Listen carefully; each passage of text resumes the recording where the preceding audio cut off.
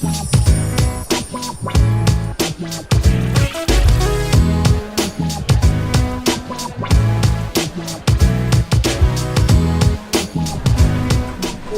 un largo debate a la hora de elegir a los premiados porque había otras interpretaciones estupendas.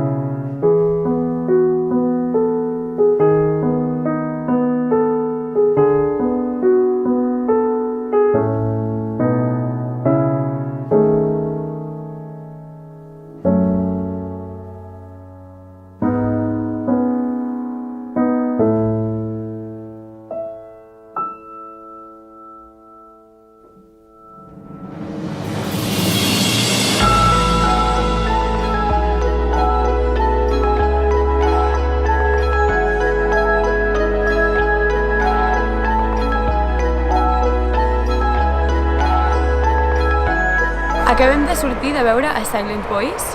És una pel·lícula d'animació japonesa, anime, i que tracta de la vida d'un noi que comença a primària i es veu alterada quan arriba a la seva classe una noia que és sorda. Li comença a fer bullying. Li comença a fer bullying i això li repercutirà sobretot a la seva adolescència.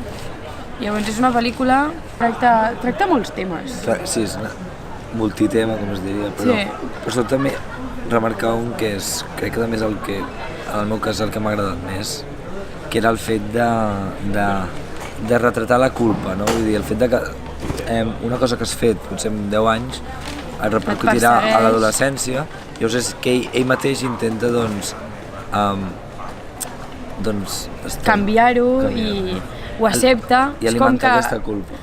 Tota la teva dient em mereixo això, m'ho mereixo, és culpa meva. I també com aquest bullying de l'inici de la pel·lícula, de l'inici de la seva vida, l'afecta després en tota, en els altres anys, amb l'aspecte aquest de, és una persona que no pot mirar les cares de les altres persones, una persona solitària, no? Depressiva. En aquest aspecte molt interessant la pel·lícula, com els nostres actes de petits afecten després la nostra vida, els primers 10 anys. Això era interessant. Després l'hem trobat una mica cursi, no? Sí. I a més molt repetitiva, era com que...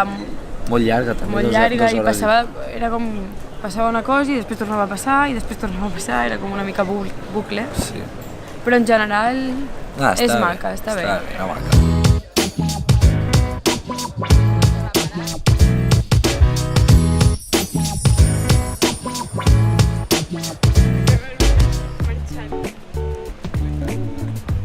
Ja per acabar, cadascú de nosaltres farà el nostre top 5 i, personalment, tinc a la posició 5ena un empat, que és Caniva i The Shape of Water. Les he posat juntes perquè són dues pel·lícules que crec que són molt necessàries en el cinema d'avui, no? I en la forma en què es fa el cinema. En la quarta posició, A Ghost Story, per la fotografia, pel ritme, per moltes coses. En la tercera posició tenim Les Afamés, una pel·lícula que realment... una pel·lícula que realment em va sorprendre molt per la forma en què combinava el gènere del zombi i el barrejava amb el cinema d'autor més... podríem cinema d'autor més clàssic, realment em va sorprendre molt. La segona pel·lícula, Test No Doubt, una pel·lícula que és potser la del festival, la que seria menys fantàstic, sinó que parla de família i parla de tradicions, però una pel·lícula boníssima que vam veure el primer dia, ens va agradar molt. I la primera pel·lícula, la pel·lícula més bona del festival, de les 21 pel·lis que he vist personalment, Thelma, una pel·li que realment és atmosfèrica, és hipnòtica, ens parla és una pel·lícula psicològica però ho fa des d'un terreny molt humà i molt sensible. Jo realment, és la pel·lícula del festival pel que fa. Jo he vist un total de 9 pel·lis en aquest festival, bastantes menys que el Jaume i el Berni, i les 5 que he seleccionat són en 5ena posició Tragedy Girls, és una pel·lícula que és bastant sanguinària però és una història molt divertida i és graciosa de veure. En la quarta posició tinc A Gentle Creature, és una pel·lícula molt delicada que em va agradar moltíssim i sobretot em va sorprendre molt al final. Al tercer lloc tinc November, que em va agradar moltíssim. És una pel·lícula molt tranquil·la, en blanc i negre, preciosa, la recomano a tothom. La segona pel·lícula és personalment la que he gaudit més, vaig sortir supercontenta del cine, em va encantar, la vaig disfrutar moltíssim i es diu How to Talk to Girls at Parties. En primera posició, Thelma, que trobo que és molt bona pel·lícula. És molt dura, la vaig veure, o sigui, em va arribar moltíssim, però és molt bona pel·lícula. El meu top 5 personal tenim en la cinquena posició How to Talk to Girls at Parties, que és una pel·lícula que vaig disfrutar moltíssim, una pel·lícula que l'estava veient i m'ho vaig passar superbé i trobo que és una pel·lícula molt recomanable per tothom. En quarta posició tinc The Shape of Water, de Guillermo del Toro, que és una pel·lícula que, tot i ser una pel·lícula molt comercial i pels gran públic, la vaig trobar molt sincera, molt delicada i em va agradar moltíssim. En tercera posició tinc A Ghost Story, que em va agradar moltíssim. És una pel·lícula que vaig trobar molt interessant, sobretot per la forma de la pel·lícula i dels temes que parla, no?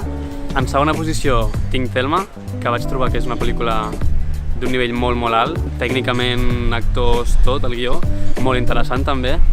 I en primera posició tinc la meva pel·lícula que més m'ha agradat d'aquest festival, que és una pel·lícula que la vaig veure el segon dia, però durant tots els dies he seguit pensant i crec que per això la col·loco en el primer lloc, és Tess Notà, que és això, és la pel·lícula que més temps ha estat en el meu cap donant-hi voltes.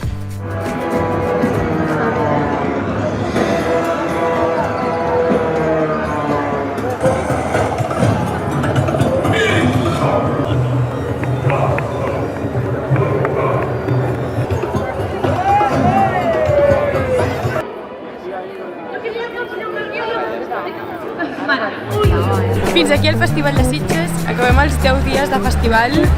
Han estat 10 dies molt intensos, no? Ens hem passat molt bé nosaltres. Ens ha agradat molt l'experiència. Esperem que vosaltres també. Hem vist pel·lis molt sorprenents, més del que ens pensàvem, inclús. Sí.